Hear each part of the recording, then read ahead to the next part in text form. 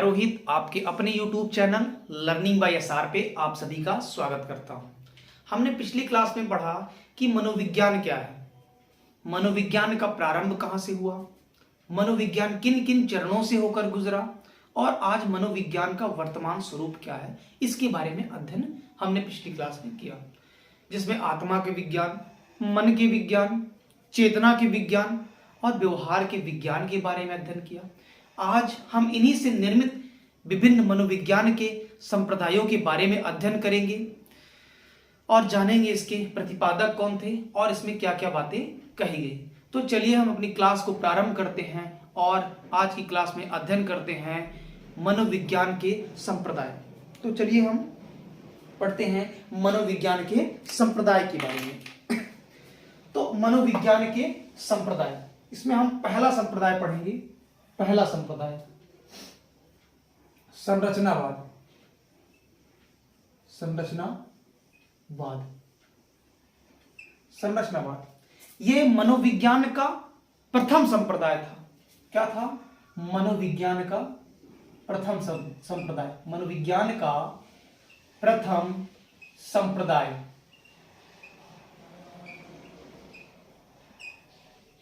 अब एक चीज यहां पर हमने कहा संप्रदाय, तो संप्रदाय क्या होता है?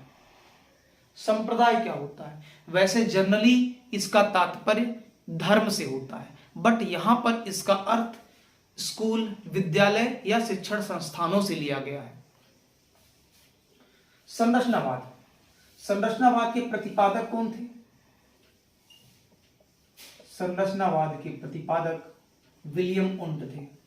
विलियम उंट ये जर्मनी के निवासी थे। कहां से थे ये? जर्मनी से थे। जर्मनी से थे। और इसके अन्य समर्थक, संरचनावाद के अन्य समर्थक कौन थे? समर्थक एडलर, टिचनर,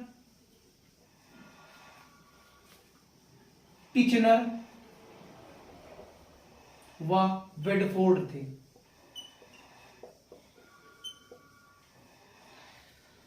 तो हमने बताया कि संरचनावाद संप्रदाय के प्रतिपादक कौन थे? विलियम वुंट थे। और इसके समर्थक कौन थे? एडलर, टिचनर और वेडफोर्ड थे। तो हमने पिछली क्लास में अध्ययन किया था कि विलियम वुंट ने ही चेतना के विज्ञान का प्रतिपादन किया था, जिसमें उन्होंने बताया था कि चेतना क्या होती है। चेतना किसी वस्तु को देखने के बाद जो मन में संप्रत्यय उत्पन्न होता है उसी को चेतना या संवेदना कहा जाता है। तो इन्होंने बताया था कि ज्ञानेंद्रियां प्रथम ज्ञान किसे प्राप्त कराती हैं? ज्ञानेंद्रियों प्रथम ज्ञान चेतना को प्रदान कराती हैं। चेतना को प्रदान कराती हैं। चेतना को प्रदान कराती हैं। तो विलियम उंट ने बताया कि जो चेतना होती है, चेतना ये क्या होता है? इसका संरचना जो होती है निश्चित होती है। संरचना निश्चित होती है। संरचना निश्चित होती है। संरचना निश्चित होती है। इसीलिए इसे क्या कहा जाता है? इसीलिए इसे संरचनावाद कहा जाता है। संरचनावाद कहा जाता है। और एक चीज, चेतना जो होता है ये मन में निर्मित होती है। चेतना मन में निर्मित होती है। चेतना निर्मित होती है। क्या होती है? निर्मित होती है। निर्मित होती है। इसीलिए अतः हम इसे निर्मितवाद भी कहते हैं। निर्मितवाद भी कहते हैं। अब चूंकि हमने पिछली क्लास में एक चीज और पढ़ा था कि विलियम उंट ने प्रथम प्रयोगशाला की स्थापना, प्रथम प्रयोगशाला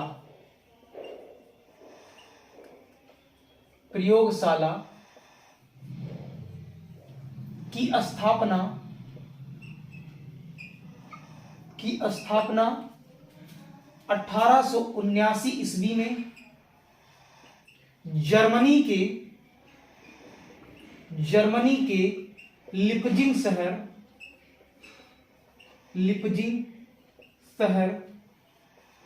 के लिपजिंग विश्वविद्यालय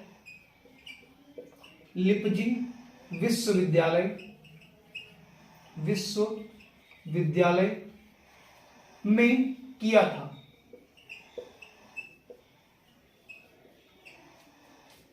हमने बताया कि वुंड ने प्रथम प्रयोगशाला 1879 ईस्वी में जर्मनी के लिपजिंग शहर में लिपजिंग विश्वविद्यालय में किया था।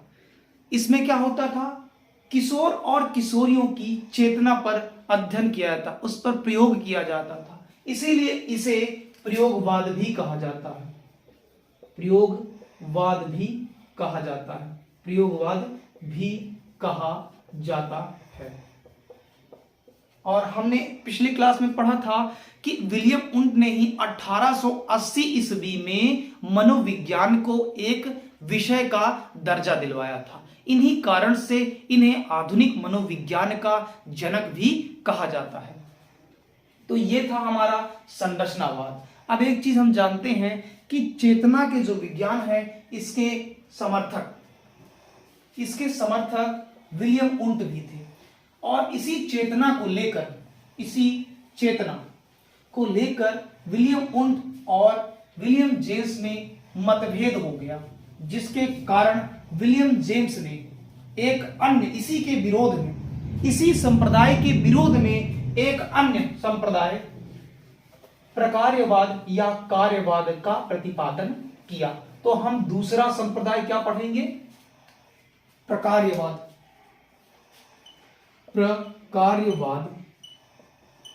या इसे हम कहते हैं कार्यवाद।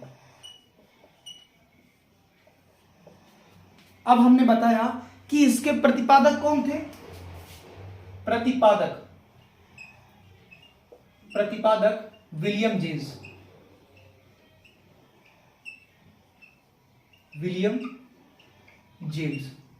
और एक चीज हमने बताया था, विलियम जेम्स कहां के निवासी थे, ये अमेरिका के थे, और अमेरिका में इन्हें आधुनिक मनोविज्ञान का जनक माना था, या हम कह सकते हैं अमेरिका में इन्हें मनोविज्ञान का जनक कहा जाता है। इसके अन्य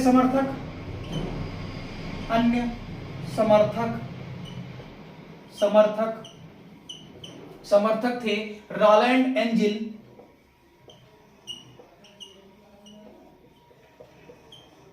रॉलैंड एंजिल, जॉन ड्यूबी,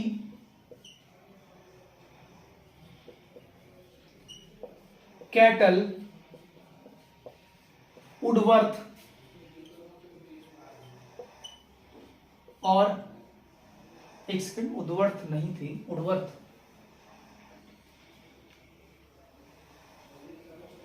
और इसके अन्य समर्थक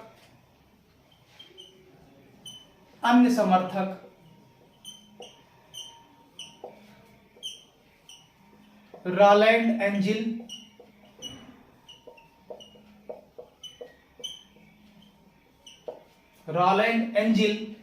कैटल, मैकडूगल और थॉर्नडाइक थे।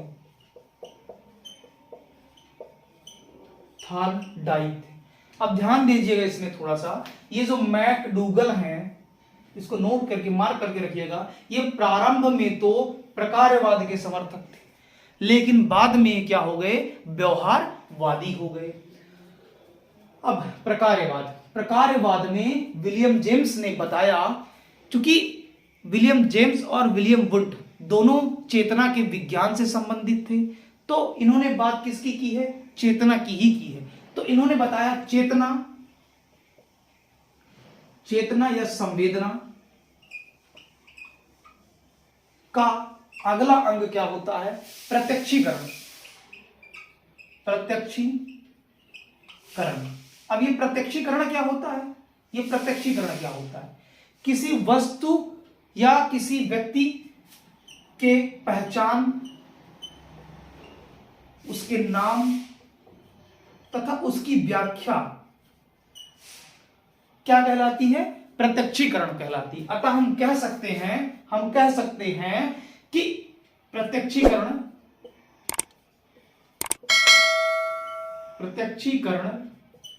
चेतना का कार्य है। चेतना का कार्य है। अतः यह संप्रदाय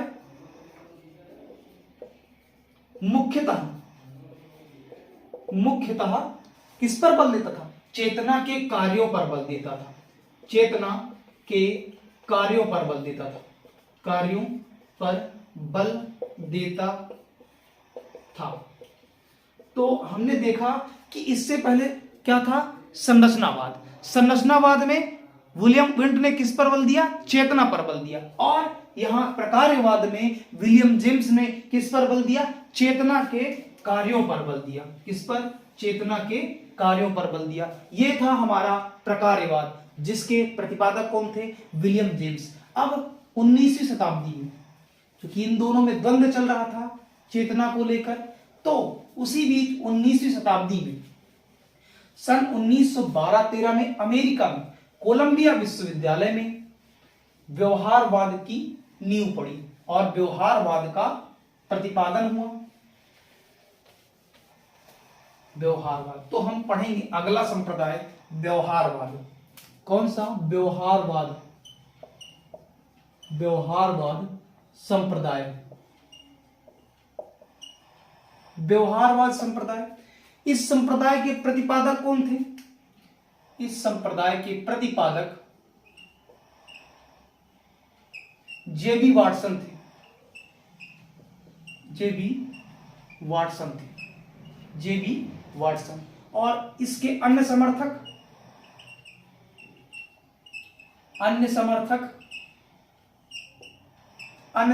कौन कौन थे? अन्य समर्थक में आते हैं स्कीनर, पावलाव, हल,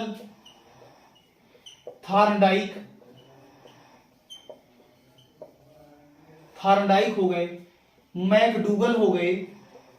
मैकडूगल और वुडवर्थ, ये प्रमुख समर्थक थे। हमने पीछे पढ़ा था प्रकार्यवाद में कि मैकडूगल और थार्नडाइक जो प्रारंभ में क्या थे? प्रकार्यवाद के समर्थक थे, लेकिन बाद में ये क्या बन गए? व्यवहारवादी बन गए। हमने पिछली क्लास में चर्चा किया था कि व्यवहार क्या होता है। किसी भी चीज को देखकर जो हम बाह्य प्रतिक्रिया देते हैं, बाह्य प्रतिक्रिया ही क्या कहलाती है? उसका व्यवहार कहलाती है। अर्थात हम कह सकते हैं मानसिक स्थिति का बाह्य रूप ही क्या कहलाता है? व्यवहार कहलाता है। अब एक चीज इसमें क्या किया गया है? व्यवहार पर बल दिया गया है। व्यवहार पर बल दिया गया है। इसी के लिए वाटसन ने 3 प्रमुख पुस्तकें लिखी। इनकी पहली पुस्तक 1914 ईस्वी में लिखी गई, जिसका नाम था व्यवहार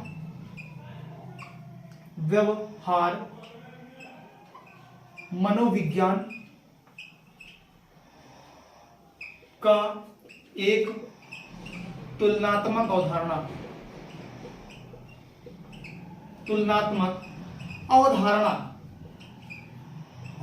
और इसी पुस्तक में, ये इनकी क्या थी? पुस्तक थी। ये इसकी पुस्तक थी, वाटसन की प्रथम पुस्तक थी, जो 1914 में प्रकाशित हुई। व्यवहार मनोविज्ञान का एक तुलनात्मक अवधारणा। और सर्वप्रथम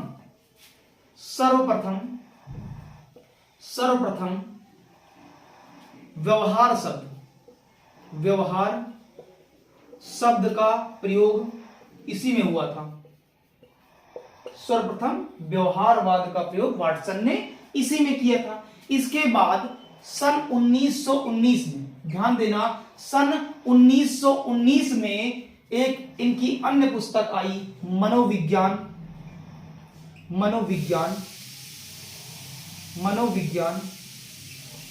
व्यवहार का एक दृष्टिकोण। और सन 1924 ईस्वी में, सन 1924 ईस्वी में इनकी एक अन्य पुस्तक व्यवहारवाद आई। व्यवहारवाद,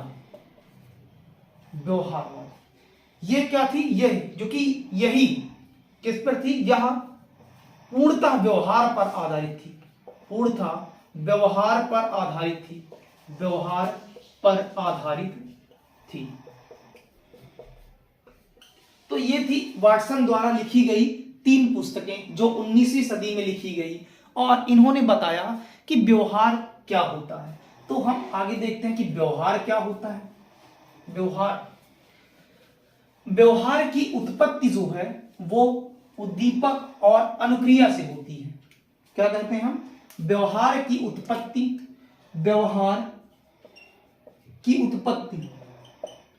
उत्पत्ति किससे होती है? उद्दीपक और अनुक्रिया से होती है। वाटसन ने बताया कि व्यवहार की उत्पत्ति उद्दीपक एवं अनुक्रिया से होती है। किससे? उद्दीपक एवं अनुक्रिया से होती है। अब एक चीज इसमें, उद्दीपक क्या होता है, ये उद्दीपक क्या होता है और अनुक्रिया क्या होती है, ये हम जानते हैं। तो जैसे प्राणी जो प्राप्त करना चाहता है,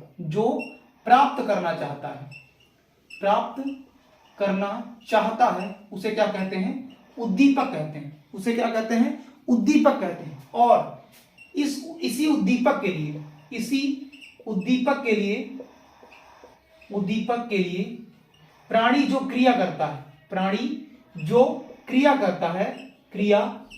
है उसी को क्या कहते हैं? अनुक्रिया कहते हैं। अर्थात हम कह सकते हैं, मान लीजिए अभी हम किस चीज की तैयारी कर रहे हैं? गवर्नमेंट जॉब की तैयारी कर रहे हैं। तो हमारा लक्ष्य क्या है? हम क्या प्राप्त करना चाहते हैं? गवर्नमेंट जॉब प्राप्त करना चाहते हैं। तो ये हमारा क्या हो गया? उद्दीपक हो गया। और इसके लिए जो हम संघर्ष करेंगे विभिन्न कोचिंगों में या क्लास नोट्स बनाएंगे, ये क्या है? उसको प्राप्त करने की क्रिया है। तो ये क्या कहलाएगी? अनुक्रिया कहलाएगी।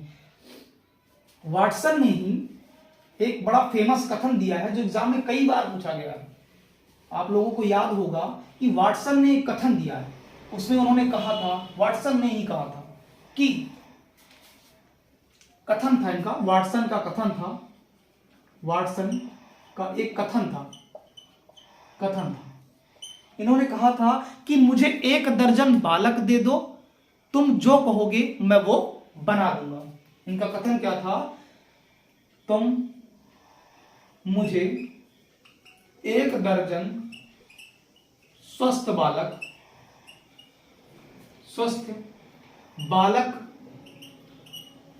दे दो, आप जो कहोगे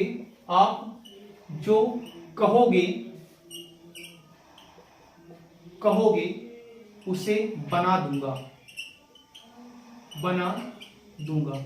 अच्छा, इस कथन से हमें एक चीज निकल कर आता है, या हम एक चीज सीखते हैं इससे कि जो व्यवहार था, वाटसन ने कहा कि जो व्यवहार था वह वातावरण पर महत्वपूर्ण भूमिका निभाता था। वातावरण पर महत्वपूर्ण भूमिका। इसमें व्यवहार में वातावरण की महत्वपूर्ण भूमिका थी और ना कि आनुवंशिकता के गुणों की। तो यह था हमारा व्यवहारवाद। अब इसके बाद एक अन्य संप्रदाय आता है जिसे हम कहते हैं समग्रवाद या संज्ञानवाद या गेस्टाल्टवाद। तो चलिए हम उसके बारे में अध्ययन करते हैं। तो ये हमारा था व्यवहारवाद। अब व्यवहारवाद में हमने क्या क्या पढ़ा कि इसका प्रतिपादन किसने किया? जेबी वाटसन ने। इसके समर्थक कौन कौन थे और व्यवहार क्या होता है? उद्दीपक एवं अनुक्रिया से ही व्यवहार की उत्पत्ति होती है। हमने ये जाना व्यवहार क्या होता है और वाटसन ने कौन कौन सी पुस्तकें लिखी इसके बारे में जाना। अब हम अगला संप्रदाय पढ़ेंगे समग्रवाद या संज्ञानवाद या इसी को कहते हैं गेस्टाल्टवाद। अब इसके प्रतिपादक कौन थे? इसके प्रतिपादक कौन थे? मैक्स वर्दीमर कौन थे? मैक्स वर्दीमर। और इनके अन्य समर्थक कौन कौन से थे? अन्य समर्थक थे कोहलर, कुर्ट लेविन या कर्ट लेविन, जो भी कहें इसको, दोनों नाम कई बुकों में मिलता है। तो कुर्ट लेविन या कर्ट लेविन और कुर्ट कोफका, ये इसके अन्य समर्थक थे। अब इसमें क्या बताया गया? ये जो समग्रवाद था, ये जो समग्रवाद था, यह समग्रता या पूर्णता पर बल देता था। किस पर?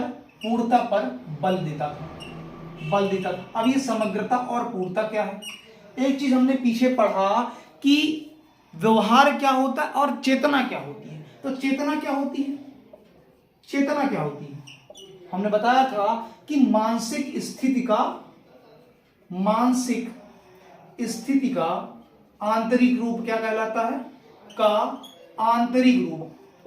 आंतरिक रूप क्या कहलाता है? चेतना कहलाता है। और व्यवहार क्या है? मानसिक स्थिति का बाह्य रूप। स्थिति का बाह्य रूप क्या कहलाता है? व्यवहार कहलाता है। और जब इन्हीं को हम जोड़ देते हैं, जोड़कर पूर्णता को प्राप्त करते हैं,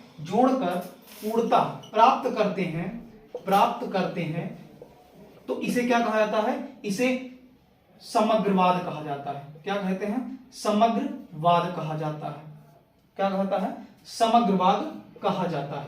इसी कारण इसे तो हम कह सकते हैं कि समग्रवाद या संज्ञानवाद में चेतना और व्यवहार दोनों के विज्ञान का अध्ययन किया जाता है। और एक चीज, इसी से हमें एक चीज और पता लगती है, यही जो हमारा समग्रवाद था, यही बताता है पूर्ण से अंश की ओर पढ़ाने की विधि जो है, वो कौन बताता था? यही समग्रवाद बताता था। कौन सी विधि? पढ़ाने की विधि पूर्ण से अंश की ओर, पूर्ण से अंश, इसी समग्रवाद से हमें मिलता है। अब एक चीज इसमें क्या होता है? संज्ञानवाद। इसमें एक चीज लिखा है संज्ञानवाद। इस संज्ञानवाद क्या होता है? संज्ञानवाद, इसी में संज्ञान हम थोड़ा सा जोड़ते हैं। संज्ञानवाद से क्या तात्पर्य है? संज्ञानवाद, चूंकि हम जानते हैं समग्रता या पूर्णता को प्राप्त करने के लिए बुद्धि, विचार या सोच की आवश्यकता होती है। समग्रता या पूर्णता प्राप्त करने के लिए किसकी आवश्यकता होती है? के लिए बुद्धि, विचार या सोच की आवश्यकता होती है। सोच की आवश्यकता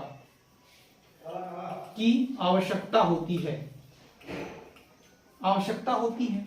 और एक चीज जानते हैं, ज्ञान का जो उच्चतम बिंदु होता है, ज्ञान का उच्चतम बिंदु संज्ञान होता है। क्या होता है? संज्ञान होता है। इसीलिए इसे क्या कहा जाता है? संज्ञानवाद कहा जाता है। तो ये था हमारा समग्रवाद या संज्ञानवाद। तो इसके प्रतिपादक कौन थे? मैक्स वर्दीमन। इसके समर्थक कौन से थे?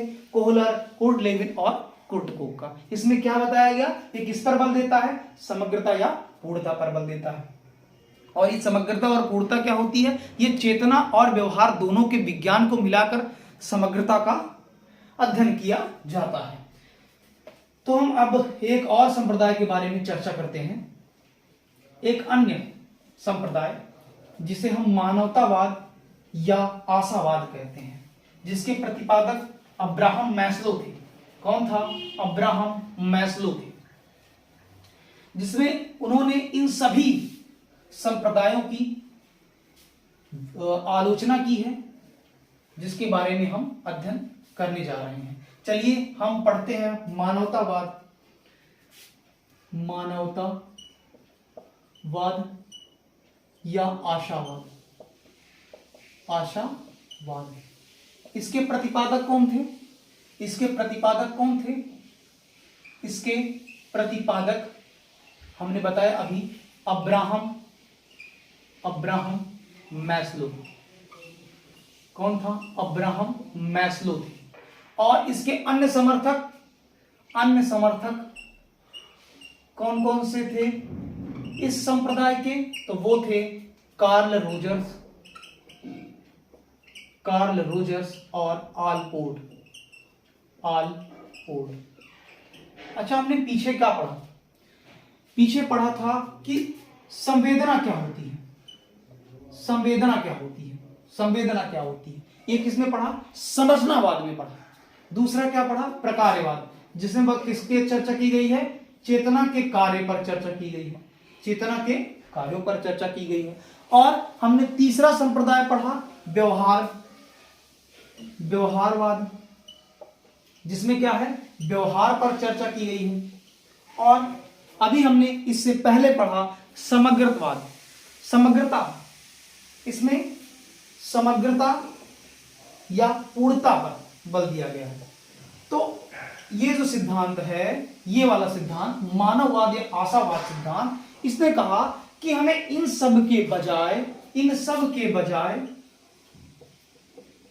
मानव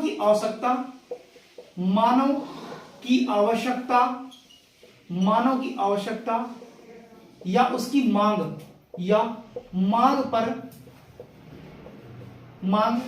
पर ध्यान देना चाहिए या बल देना चाहिए।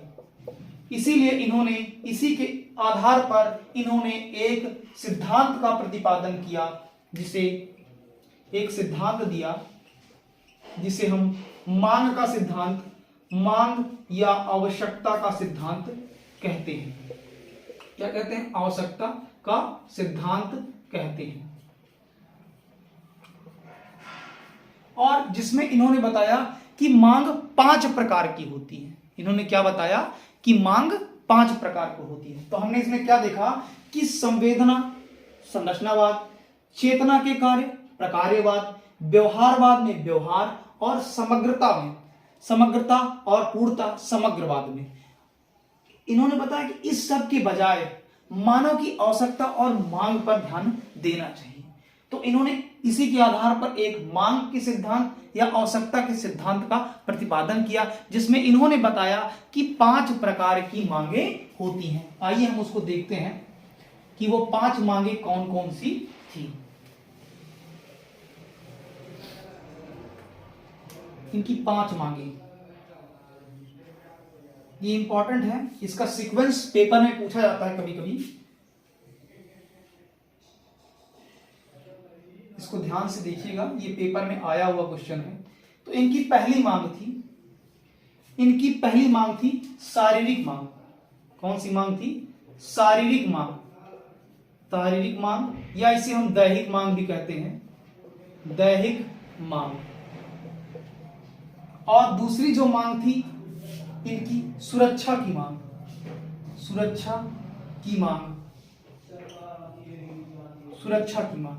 और तीसरी थी इनकी समाज की मांग।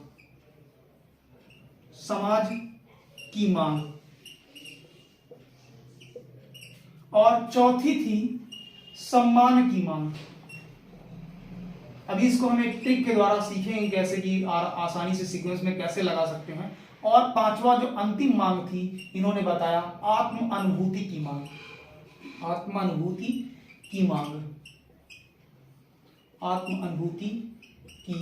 मांग। अब ये क्या होता है, थोड़ा इसके बारे में हम देखते हैं। अब ये शारीरिक और दैहिक मांग क्या होता है? जैसे हम जानते हैं कि शरीर को किस चीज की आवश्यकता होती है? कपड़ा और भोजन की आवश्यकता हो गई। तो ये क्या है? इसकी शारीरिक या दैहिक मांग हो गई। अब एक चीज, शारीरिक और दैहिक मांग पूर्ण हो गई, तो हम क्या करेंगे? सुरक्षा की मांग करेंगे। कैसे? हम इसके लिए क्या करेंगे? घर की मांग करेंगे। तो घर क्या हो गया? सुरक्षा की मांग हो गई। अब हमें क्या हो गया? शारीरिक मांग और सुरक्षा की मांग हो गया। तो हम क्या करेंगे? हम समाज का निर्माण करेंगे। समाज की मांग करेगी। तो ये क्या कहलाया? समाज की मांग। अब जब समाज बन गया तो हमें समाज में प्रतिष्ठा बनाए रखने के लिए सम्मान की आवश्यकता होती है, तो हम उसने क्या कहा? सम्मान की मांग कहा। इसके बाद आता है आत्मानुभूति की मांग। जब हमें सम्मान की प्राप्ति हो गई तो हमें आत्मा से परमात्मा के मिलन हेतु आत्म अनुभूति की मांग की आवश्यकता पड़ी, तो इसे हम क्या कहते हैं? आत्म अनुभूति की मांग। अच्छा, एक चीज यहां पर ध्यान दीजिए, जो ये आत्म अनुभूति, यहां से 5 से 10% लोग, केवल 5 से 10% इंसान ही यहां तक पहुंच पाता है। बाकी 90 से 95% व्यक्ति यहीं तक की मांग पर रहता है। तो ये था हमारा मनोविज्ञान के कुछ संप्रदाय, जिसमें आज हमने क्या पढ़ा? संरचनावाद, प्रकार्यवाद, व्यवहारवाद, समग्रवाद और मानवतावाद। अभी कुछ संप्रदाय बचे हुए हैं जिसको हम अपने अगली क्लास में पढ़ेंगे। आज की क्लास हम यहीं पर समाप्त करेंगे। तो जैसा कि हमारी पिछली वीडियो को आपने देखा, तो जो भी अच्छा लगे या जैसा भी हो उसके बारे में कमेंट जरूर करें, और वीडियो अगर अच्छी लगे तो सब्सक्राइब और शेयर जरूर करें। तो हम मिलते हैं अपनी अगली क्लास में, तब तक के लिए नमस्कार, जय हिंद।